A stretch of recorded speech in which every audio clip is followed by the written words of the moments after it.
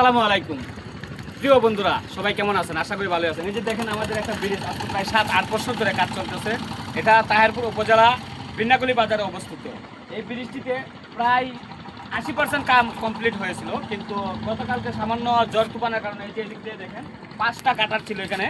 5টা গাটার একবারে আপনার নদীতে পড়ে গেছে, আর ওই জায়গায় মাঝে আরেকটা রয়েছে। কিন্তু এটা থেকে 5টা কী ধরনের কাজ যে হচ্ছে, কিন্তু এত বছর ধরেও কাজ কমপ্লিট হচ্ছে না। সব বুঝতে পারতেছি না আমরা কি আদৌ কি এই ব্রিজটি কমপ্লিট করতে পারবে।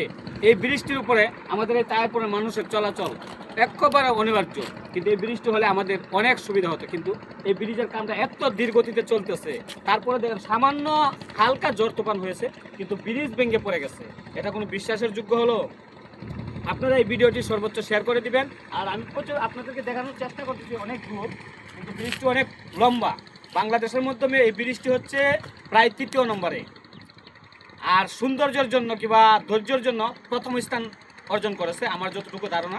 এখানে আছে আপনার শিমুল বাগান পাশে, আবার নীলাদ্রি, টাঙ্গার হাওর, এখানে প্রচুর পর্যটক এলাকা আছে।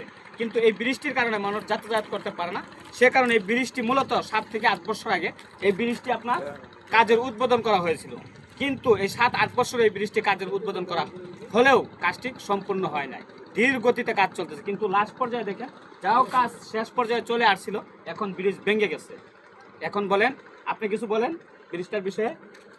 দেশবাসীর কাছে এটা ওই আমরা যে বর্তমান যে সরকারের দেহ এবং আমাদের যে জাদুঘরের যে ব্রিজ দেয়া, আমরা যাতে বিভিন্ন মানুষ এবং এটার উপরে আশা ভরসা এবং নির্বিষ করিয়া এই বর্তমান সরকার এটা দেহ এই যে 5টা কাটার পড়ে গেছে তোহানে এবং সম্পূর্ণ হওয়ার আমরা চাই, সরকারের কাছে আবেদন জানাই করে শেয়ার করে সবাই করাই দিবেন যাতে দ্রুত আমাদের ব্রিজটার নজরে আসে সরকারের।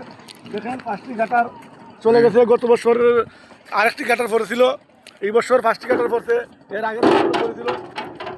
প্রায় এখানের মধ্যে বারবার ব্রিজ ভেঙে যাচ্ছে, বারবার এখান থেকে ব্রিজ উধাও হয়ে যাচ্ছে। আজকে আমরা আসলাম সকালে, এসে দেখি যে ব্রিজের একটি গাটারও নাই, জায়গাটা একদম ফাঁকা হয়ে আছে।